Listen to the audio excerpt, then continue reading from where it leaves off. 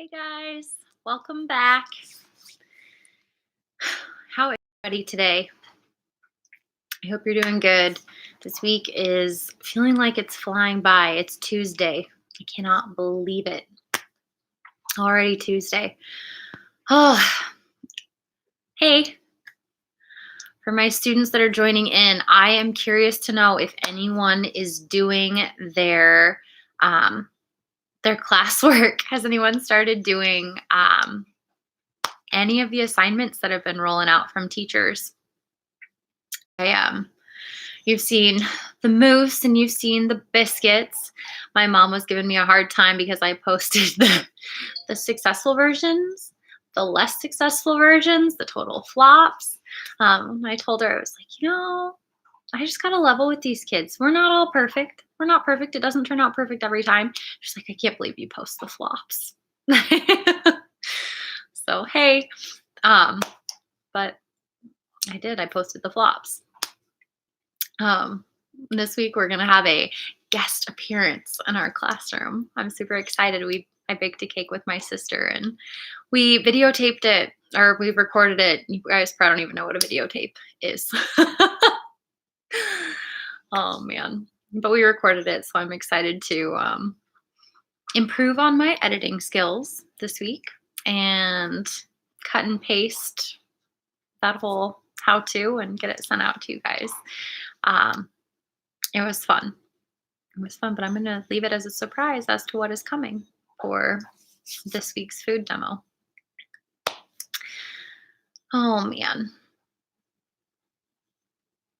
I'll give everyone just one more minute to jump on. How are you guys making use of your time? It's a silly question because you can't respond to me, but one of my friends gave me their old bench press. So my sister and I are like hodgepodging like a gym setup because that's what we like to do in our free time. And so we are piecemealing a little workout space together. And so my current workout space is this little tiny area in front of my front door. And I am very much looking forward to creating a basement gymnasium with my sister. So we'll either do that at our mom and dad's house or we'll do it in mine. But either way, someone's basement is getting a renovation. So that is on my list of things that I am doing in my free time and looking forward to doing in my free time. And then fingers crossed, prayers prayed that some stuff starts opening up soon. But I'm hoping that you guys are doing well. I'm hoping that you are getting to do some things that you enjoy and that you're making the best of this time you're having at home. So we are going to go ahead and get started with our reading. So we're going to read our poem.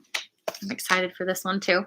We're still in Where the Sidewalk Ends by Shel Silverstein, and we're reading this with permission from HarperCollins Publishing. This poem is called Sarah Cynthia Sylvia Stout Would Not Take the Garbage Out. Sarah Cynthia Sylvia Stout would not take the garbage out. She'd scour the pots and scrape the pans, candy the yams and spice the hams. And though her daddy would scream and shout, she simply would not take the garbage out. And so it piled up to the ceilings, coffee grounds, potato peelings, brown bananas, rotten peas, chunks of sour cottage cheese. It filled the can, it covered the floor, it cracked the window and blocked the door. With bacon rinds and chicken bones, drippy ends of ice cream cones, prune pits, peach pits, orange peel, gloppy glumps of cold oatmeal, pizza crusts and withered greens, soggy beans and tangerines, crusts of black burned buttered toast, gristly bits of beefy roast. The garbage rolled on down the hall, it raised the roof, it broke the wall. Greasy napkins, cookie crumbs, globs of gooey bubble gum, cellophane from green bologna, rubbery, blubbery macaroni, peanut butter caked and dry, curdled milk and crusts of pie, moldy melons, dried up mustard, eggshells mixed with lemon custard, cold french fries and rancid meat, yellow lumps of cream of wheat. At last the garbage reached so high that it finally touched the sky. And all the neighbors moved away, and none of her friends would come to play. And finally, Sarah Cynthia Stout said, okay, I'll take the garbage out. But then, of course, It was too late. The garbage reached across the state, from New York to the Golden Gate, and there in the garbage she did hate. Poor Sarah met an awful fate that I cannot right now relate, because the hour is much too late. But children, remember Sarah Stout, and always, always take the garbage out. You got to see the picture, especially if it's spread across the state, right? It's an impressive little pile. Not so little. Not such a little pile. I'm always curious. Do you guys like poetry? Do you like that we start with this? All right, so we're back in Treasure Island, and I have to confess to you, I almost started reading without you tonight, because I need to know how this ends. And it was getting good where we left off last night. So we're reading Treasure Island, originally written by Robert Louis Stevenson, and it is adapted and condensed by Nancy Fletcher Bloom, and it's illustrated by Jerry Dillingham and Ezra Tucker. And we're reading this with permission from Dalmatian Press. Where we left off last night, remember Jim got into, he spun all the way out to the Hispaniola and snuck aboard, and he repossessed the ship from the pirates, remember? And got into a fight with one of the pirates, got stabbed by a knife, and he even, I almost said piloted, he captained the ship back to the island and beached it because he cut loose the anchor and snuck back into the blockhouse where he found a surprise of pirates where he had left his friends. Yikes. So Long John Silver had negotiated a deal that kept him as captain and Jim alive. That's where we last left off. The doctor's visit. We were awakened the next morning by a clear, hearty voice calling, "Ahoy! Here's the doctor." I ran to a loophole. Sure enough, it was the doctor. I felt ashamed to have him see me. "Top of the morning to you, sir," cried Silver. "George, help Dr. Livesey over. Your patients are happy to see you, doctor. And we've quite a surprise for you, too, sir. We've a little stranger here." He slept right alongside of me, he did. Dr. Livesey was over the fence and had come up to Silver. "Not Jim," I heard him say. "The very same Jim as ever was," said Silver. They came in. The doctor gave me a grim nod, but went straight to work with the sick men. He gave out medicine and changed bandages, as if he were making a family visit. The fever, he said, came from sleeping in this horrid swamp. He finished his rounds, then spoke to Silver. "Well, that's done for today, and now I wish to have a talk with that boy, please." There was an uproar from the men, but Silver silenced them. He spoke quietly with the doctor, then said to me, "Hawkins, will you give me your word of honor not to slip your cable?" I gave him my pledge not to run. Silver told the doctor to go on over the fence. He barked to the grumbling men to get ready for the treasure hunt. Then, slowly, Silver and I made our way down to the fence. Once out of earshot, Silver explained to the doctor that he was once again on their side. He told how he had saved my life and asked if the doctor and the squire would speak well of him if he went to trial for piracy. "You'll forget the bad now, won't you, doctor?" Silver asked with sad, pleading eyes. Then he stepped back, sat upon a stump, and whistled as he watched us and the blockhouse. "So, Jim," said the doctor sadly, "here you are. How could you run off? With Captain Smollett ill?" I will admit that I began to weep. "Doctor," I said, "you might spare me. I'm good as dead anyway. If they torture me—" "Jim," the doctor interrupted. "Jim, I can't have this. Whip over and we'll run for it."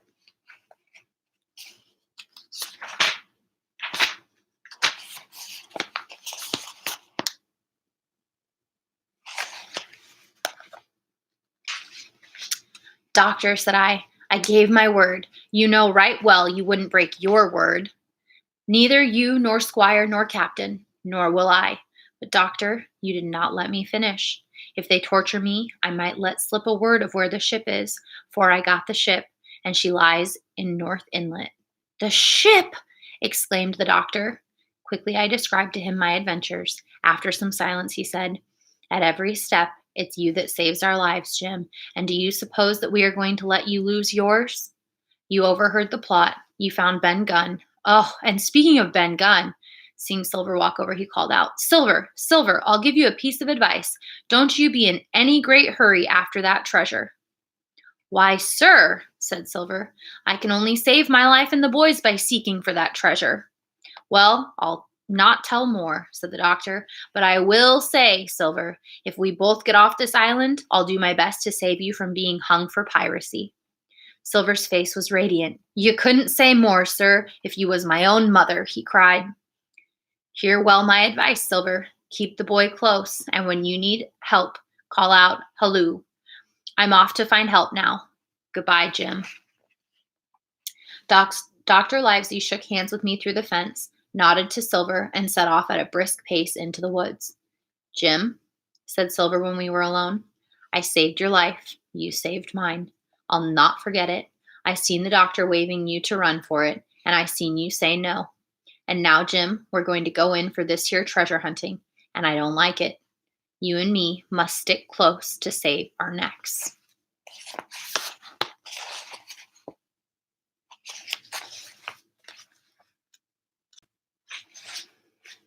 The treasure hunt.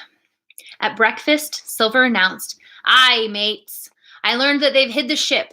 But once we hit the treasure, we'll jump into our jolly boats and take that ship, Will. Until then, Mr. Hawkins here will be our hostage.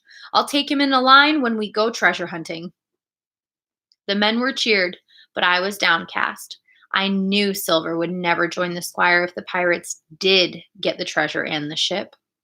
I still could not understand why my friends had left the stockade. Why had they given the pirates the map? And what did the doctor's warning mean that Silver should not be in a hurry to find the treasure? With an uneasy heart, I left with the pirates on the treasure hunt. We were an odd-looking bunch. The men carried picks and shovels and food and wore ragged clothes. All were armed to the teeth, except me. Silver had 2 guns slung about him, besides the great cutlass at his waist and a pistol in each pocket of his square-tailed coat.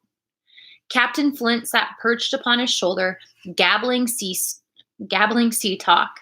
I had a rope about my waist and followed after Silver, who held the loose end of the rope, sometimes in his hand, sometimes in his teeth. For all the world, I was led like a dancing bear. We straggled to the beach where the 2 jolly boats awaited us. The plan was to row them to a landing spot close to where the treasure was marked on the map, and then follow the map clues. Tall Tree, Spyglass Shoulder, bearing a point to the north of north-northeast, Skeleton Island east-southeast, and by east, 10 feet. We landed at the mouth of the river that runs down the side of Spyglass Hill. There we got out and began our climb through the swampy ground.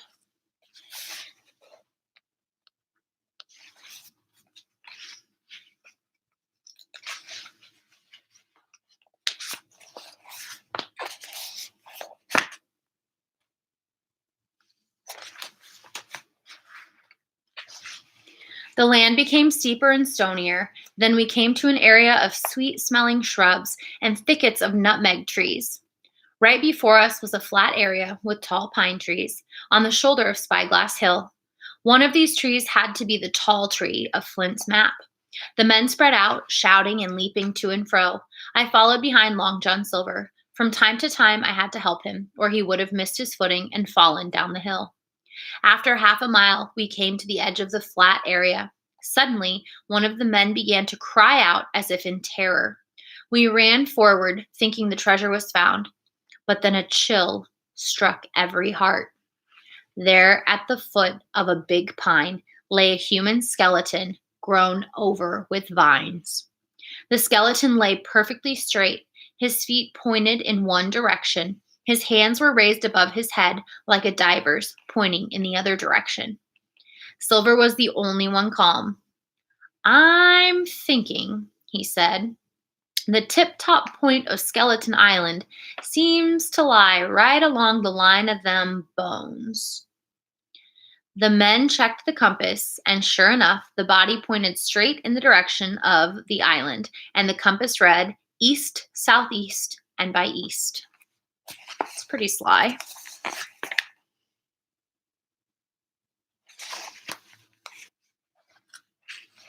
I thought so, cried Silver. This here is a pointer, one of Flint's jokes. It makes me cold to think of it. Him and those 6 was alone here, and he killed 'em all. This one he hauled here and laid down as a pointer. Shiver my timbers. I saw Flint die with my own eyes, said Morgan. Dead. Aye, sure enough he's dead and gone below, said another. But if ever a spirit walked, it would be Flint's. He died bad, did Flint. Aye, that he did, said another. First he raged, then he called for rum, then he sang, 15 med on the dead man's chest. He turned blue, and he did. Come, come, said Silver. Stow this talk. He's dead and his spirit don't walk. Ahead to the gold. We started, but the pirates kept side by side and spoke in frightened whispers. Before us stood Spyglass Hill, with many tall pine trees and cliffs. Silver took out his compass. There are 3 tall trees to check, said he. It should be easy enough to find this stuff now. I don't feel easy, growled Morgan. Thinking of Flint, I think has done me. He were an ugly devil, cried another pirate. All of a sudden, out of the trees in front of us, a high, trembling voice sang out. 15 men on the dead man's chest, yo-ho-ho, and a bottle of rum. I never have seen men more scared than those pirates. The color went from their faces. Some leaped to their feet, some clawed hold of others. Morgan groveled on the ground. It's Flint, cried George Merry. The song stopped as suddenly as it began. Come, said Silver in a shaky voice. This won't do. I can't name the voice, but it's someone playing you. You can bet on that. But then the same voice began wailing, Darby McGraw, Darby McGraw, again and again and again. Then a little higher, fetch the rum, Darby. The pirates were in absolute terror. They was Flynn's last words, moaned Morgan.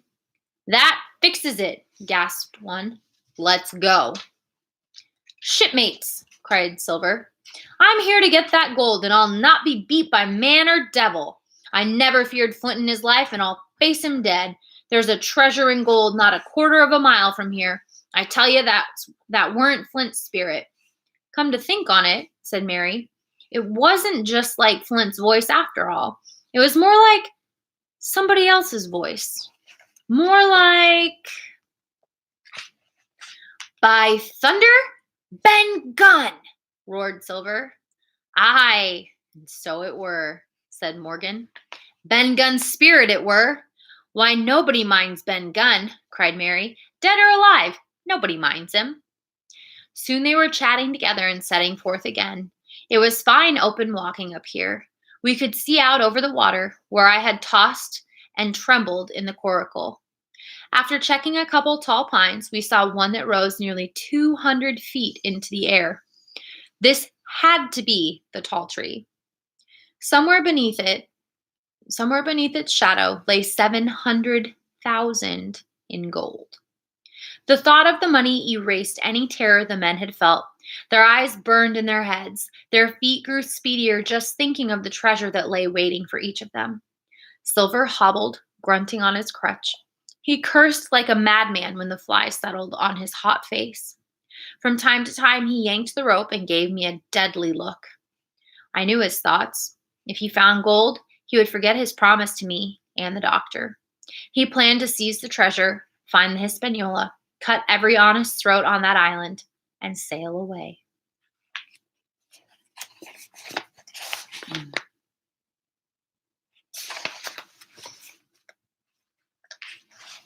We were now at the edge of a thicket. Hurrah, mates! All together! Shouted Mary. They broke into a run, but then we saw them all stop. A low cry arose. Silver doubled his pace, digging away with the foot of his crutch. In the next moment, he and I also came to a dead halt. Before us was a deep pit. Down inside was a broken pickaxe and boards from broken crates. All was clear. The treasure had already been found. The 700,000 in gold was gone. The men looked like they had been struck. But I could see Silver's face, hatching a new plan. "Jim," he whispered, "take that and stand by." He passed me a double-barreled pistol. Slowly, he led me to the other side of the pit. I could not help whispering, "So you've changed sides again." The pirates cried and leaped into the pit to dig with their fingers. Morgan found one small coin. "One coin!" he roared, shaking it at Silver. "That's your 700,000, is it?" "Dig away, boys," said Silver with a cool voice. "You'll find some coppers, I should guess." "Coppers?" screamed Mary. "Mates, do you hear that? I tell you now, that man there knew it all along. Look at his face."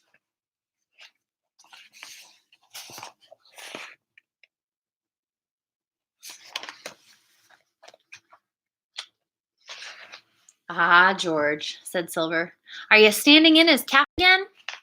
By this time, the others had scrambled out of the pit and stood with Mary. Well, there we stood, 2 on one side, 5 on the other, the pit between us. Silver never moved. He watched them upright on his crutch and looked as cool as ever I saw him.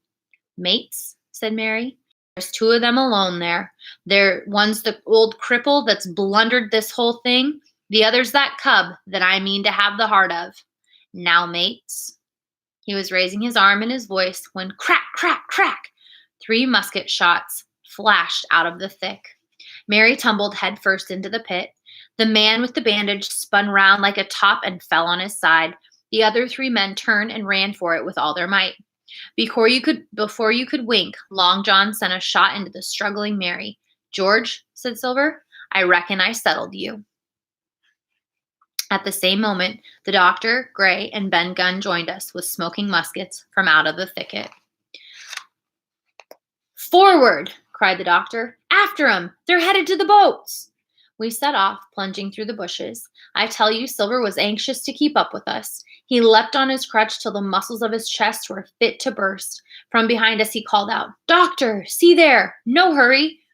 We could see the 3 men running right for Mizzenmast Hill. We were already between them and the boats, and so we sat down to breathe. "Thank ye kindly, Doctor," Silver said, mopping his face. "You came in the nick of time for me and Hawkins." Then he added, "So it's you, Ben Gunn." What do you think? Think Silver's got one more trick up his sleeve? "I'm Ben Gunn, I am," replied the Maroon, wriggling like an eel. "And how do, Mr. Silver?" "Pretty well, I thank ye," says you. Ben," murmured Silver, "to think as you've done me." As we walked down to the boats, the doctor told us Ben Gunn's story and what happened after he himself had gone to find Gunn that morning. Ben Gunn was the hero from beginning to end. In his long, lonely wanderings about the island, Gunn had found the skeleton and the treasure. He had dug it up and carried it on his back in many weary journeys from the foot of the tall pine to a cave he had at the northeast of the island. There it was safely stored, and this he had told the doctor. When the doctor saw that the ship was no longer in the cove, thanks to me, he had gone to Silver to make a bargain. He asked that the pirates allow the squire's crew to leave the stockade in peace. In return, the doctor gave Silver the map, which was now useless, and promised food and supplies and medicine for the sick men. The bargain was made. My friends had left the stockade and headed to Ben Gunn's cave. The doctor had gotten Gray and Gunn to go with him to the site of the tall pine in the pit. Gunn ran ahead to stall his old shipmates, singing and calling out the words of Flint.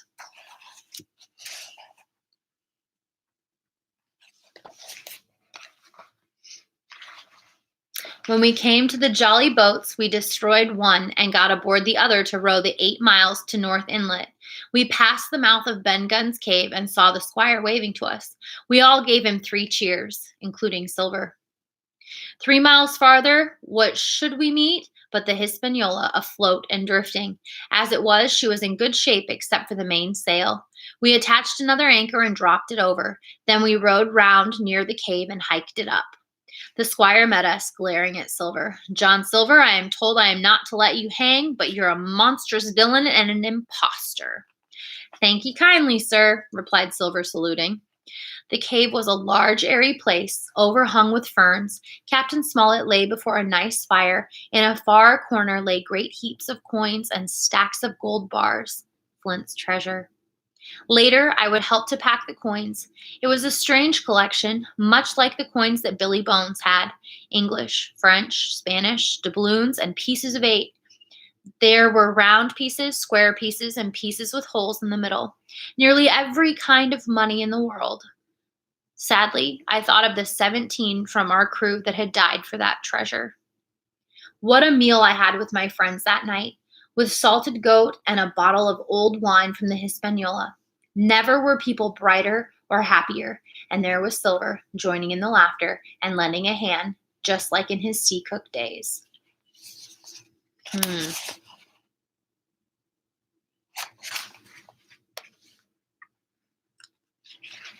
The next morning, we began to cart the gold to the jolly boat. Gray and Gunn then made trips to the ship. Day after day, this work went on, with no sign of the 3 pirates. On the 3rd night, the doctor and I heard their far-off singing. Drunk, said Silver. Malaria, said the doctor. A council was held, and it was decided that we must desert them on the island, to the huge glee, I must say, of Ben Gunn. We left a good stock of gunpowder and shot most of the salted goat, a few medicines, some tools, clothing, a spare sail, and rope. At last, one fine morning, we pulled up the anchor. High above flew the flag that the captain had flown and fought under at the stockade. Rounding the island, we saw something that grabbed our hearts. All 3 of the marooned men were kneeling with their arms raised, calling, "For God's sake, don't leave us to die in such a place." The doctor shouted where we had left food and supplies. One leaped to his feet with a hoarse cry and sent a musket shot whistling over Silver's head through the mainsail. That was at least the end of that. Before noon, to my joy, the highest rock of Treasure Island had sunk into the blue round of the sea.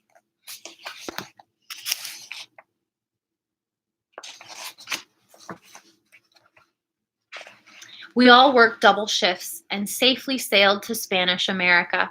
The doctor, the squire, and I went ashore to the happy faces of the islanders and the wonderful sights and smells of tropical fruits. When we returned to the Hispaniola, Ben Gunn told us that Silver was gone. He had gotten one of the sacks of coins and slipped away. I think we were all pleased to be so cheaply rid of him.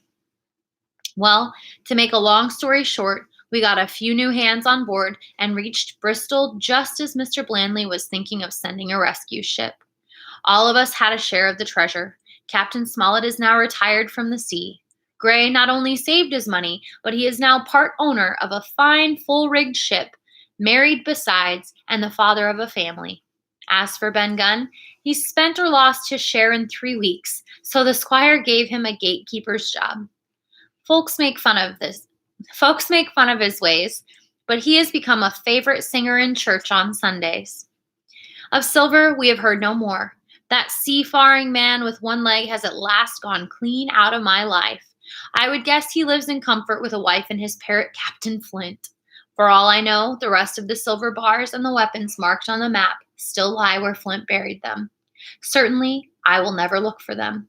Oxen and ropes would not bring me back to the accursed island, and the worst dreams I ever have are when I hear the surf booming about its coasts or spring upright in bed with the sharp voice of Captain Flint still ringing in my ears. Pieces of 8! Pieces of 8!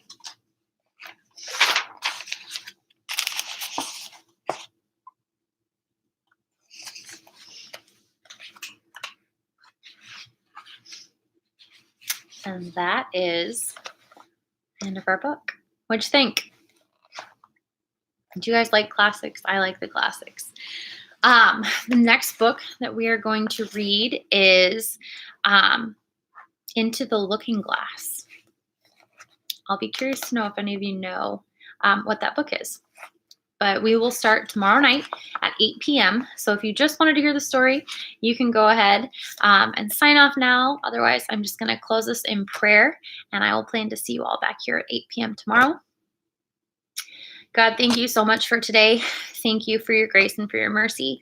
Thank you for going with us into all situations, Lord. Help us to just have open eyes and open ears to see and hear what you're calling us to do with our lives, Lord. Help us to discover the different gifts and talents and passions that you've placed inside of us and help us to use those to further the kingdom of heaven. Please be with each person as they go about their days.